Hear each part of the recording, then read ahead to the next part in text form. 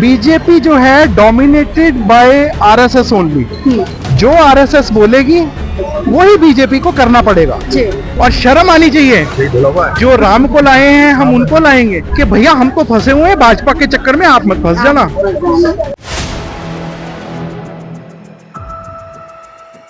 फोर्टीएम दिल्ली देख रहे हैं आप और मैं हूं आपके साथ शाहीन खान। और अरविंद केजरीवाल ने इस्तीफा देने के बाद पहली बार जनता के साथ संवाद किया है। जनता की अदालत लगी और इस अदालत में न केवल अपनी दलीलें पेश की बल्कि भारतीय जनता पार्टी और सीधा सीधा बिना नाम लिए प्रधानमंत्री मोदी जी पर बड़ा हमला किया। उन्होंने एक बयान दिया है कि आरएसएस बीजेपी की माँ है, तो क्या बेटा अब इतना बड़ा हो गया है कि माँ को आंख दिखाने लगा है। अब इस बयान के क्या मायने, इस पर सर आप ही से जुड़ते हैं।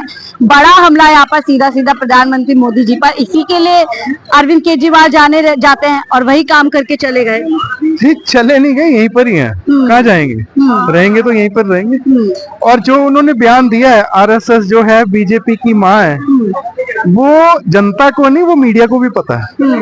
मीडिया भी जानती है। जो बीजेपी जो है डोमिनेटेड बाय आरएसएस ओनली।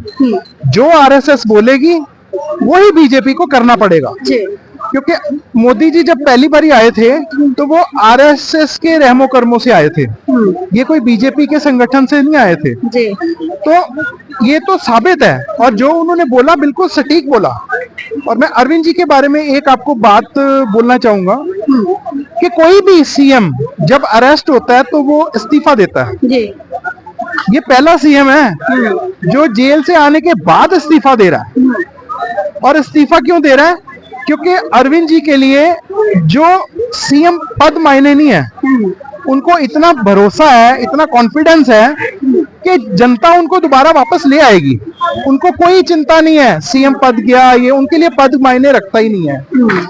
अब इन्होंने ये बोला था कि अब बीजेपी कांग्रेस वाले ये प्रोपेगेंडा फैला रहे हैं कि इस्तीफा दे दिया। आप ये देखिए जब जेल में थे तब यही बीजेपी, यही कांग्रेस बोल रही थी इस्तीफा दो इस्तीफा दो। आज इस्तीफा दे दिया तो इनको मिर्ची लग गई। आप बोल रहे हैं लेट दिया है, सही समय पे नहीं दिया, नुकसान तो दिल्ली का हो चुका है। कौन बोल काफी डैमेज कौन बोल रहा है? कौन बोल? भारतीय जनता पार्टी के नेता बोल रहे हैं। आपने अमित शाह की एक स्टेटमेंट थी, ये तो जुमलेबाज थी, ये जुमला था। तो आप उन्हीं की स्टेटमेंट में भरोसा कर रहे हो जो जनता को ये बोल सकते हैं, बेवकूफ बना सकते हैं कि हम वो तो जुमलेबाजी थी। 15 लाख रुपए उनकी स्टेटमेंट क्या मायने रखती है? जनता बहुत सियानी हो गई है। जनता जानती है कि किसकी स्टेटमेंट को कितनी एक वजन देना है। तो अरविंद जी जो हैं उनके लिए राजनाथ सिंह खुद कह रहे हैं नैतिकता का अगर उनके अंदर भाव होता तो पहले जो है इस्तीफा देते, ना कि बाद में देते। और अब दिल्ली के अंदर भाजपा आने वाली है। मैंने आपको एक बोला है कि जब अरेस्ट होता है कोई भी सीएम, हिंदुस्तान का इतिहास खोल लो, कोई भी सीएम जब अरेस्ट होता है तब वो इस्तीफा देता है। अरविंद जी ने अरेस्ट हुए, जेल के अंदर रहे, जेल से बाहर आए। जो दूसरे नेता है वो कहते हैं जेल से बाहर आते ही हमें सीएम पद वापस दो जी। और ये अरविंद केजरीवाल जी एक ऐसे नेता हैं जो जेल से आके कहते हैं अपना, ये सुप्रीम कोर्ट ने मजबूर किया, पाबंदियां लगा दी, ना सीएम रहे, ना साइन करने लायक, ना ऑफिस जाने लायक। फिर भी कोई सीएम प्रोटोकॉल नहीं छोड़ता जी। चाहे सुप्रीम कोर्ट हो चाहे कोई भी हो, कोई अपना पद नहीं छोड़ता। पर अरविंद जी के लिए पद मायने है ही नहीं सीएम का। उनको ये भरोसा है कि दिल्ली की जनता, पूरे देश की जनता, देश जो विदेश है वहां पर भी ये मैसेज चला गया कि अरविंद जी की लाइफ में सीएम पद इतना मायने नहीं रखता जितनी जनता रखती है। उनको ये भरोसा है कि जनता उनका परिवार है, वो दोबारा ले आएंगे। मनोज तिवारी लगातार कहते रहे और आने के बाद भी कहा कि एक नेता है जिसको बेल पे जमानत मिल गई है, वो लगातार सीट से चिपका हुआ है, सीट उसको नहीं छोड़नी है। मनोज तिवारी पे भी आप भरोसा करते हो? वैसे एक ना मीडिया की लिमिट है। आप उस बंदे की स्टेटमेंट में भरोसा कर रहे हो जिसका कोई कुछ है ही नहीं। आप उनका बैकग्राउंड, सांसद है भाजपा का, इतना मजबूर कर दिया कि अरविंद केजरीवाल को इस्तीफा देना पड़ गया। भाजपा की टिकट को छोड़ के वो आजाद खड़े होके दिखा दें।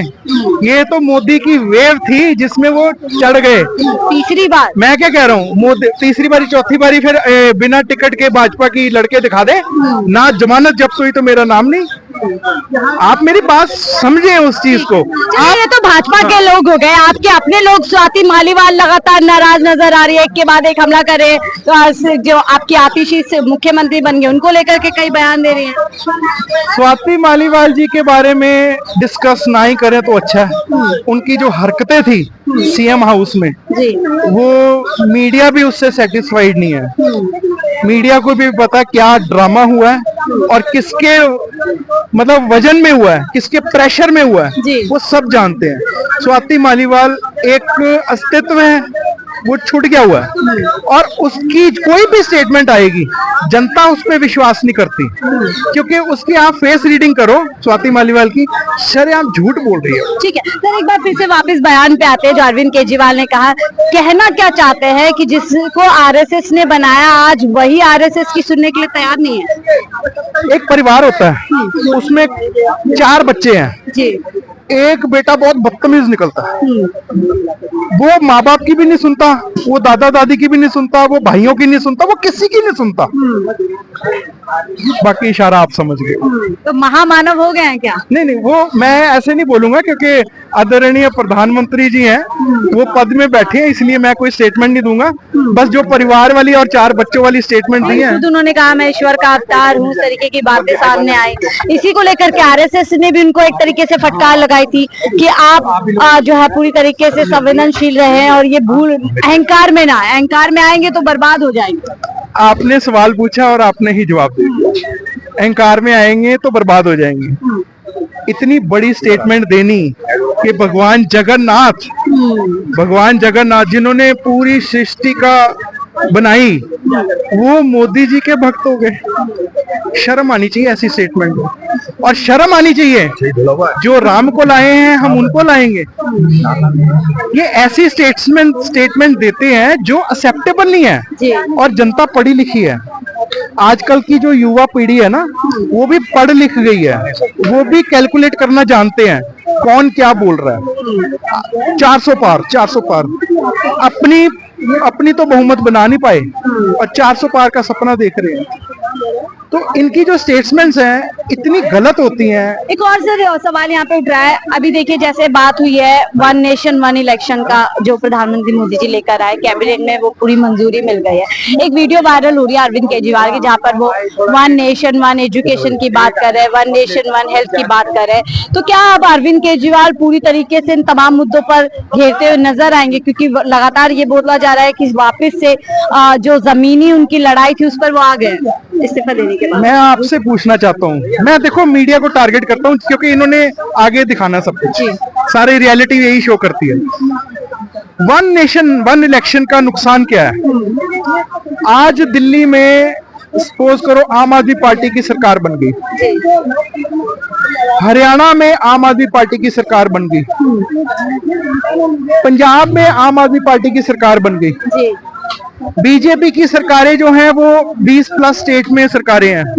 अगर 1 नेशन 1 इलेक्शन हो जाता है तो मेरे को 5 साल वो झेलना पड़ेगा, उनको झेलना पड़ेगा। 5 साल बहुत लंबा पीरियड होता है। आज अगर दिल्ली वाले सपोज करो खुश नहीं है तो पंजाब बदला ले लेगा अगले साल। अगर पंजाब वाले खुश नहीं है, अगर पंजाब वाले बहुत खुश हैं आम आदमी पार्टी से, तो हरियाणा भी जीत जाएंगे। ये हर साल मौका मिलता है कि भैया हम तो फंसे हुए हैं भाजपा के चक्कर में, आप मत फंस जाना। तो अगर 1 नेशन 1 इलेक्शन हो जाएगी फिर तो एक ही पार्टी जो है वो तो डोमिनेट करेगी पूरे इंडिया को। अब सपोज करो मैं जीत गया, एमएलए जीत गया, मेरे पास 5 साल पूरी बदतमीजी करने का मेरे को एक सर्टिफिकेट मिल जाएगा कि मेरे को कोई हटा नहीं सकता। जनता को पूरी तरीके से इग्नोर करने का, और यही शायद बात अरविंद केजरीवाल की वायरल वीडियो में भी है। अरविंद केजरीवाल जहां पर साफ तौर पे कहते हैं कि यही तो मौका होता है जहां पर ये लोग जनता की सुनते हैं। बहरहाल हम बात कर रहे थे अरविंद केजरीवाल के आज पूरे तरीके से जो आक्रामक उनका रवैया केंद्र सरकार के ऊपर रहा है, उस पर हम चर्चा कर रहे थे। आपकी क्या राय, हमसे जरूर साझा कीजिएगा। फिलहाल के लिए मुझे दीजिए इजाजत। आप देख रहे थे 4PM दिल्ली।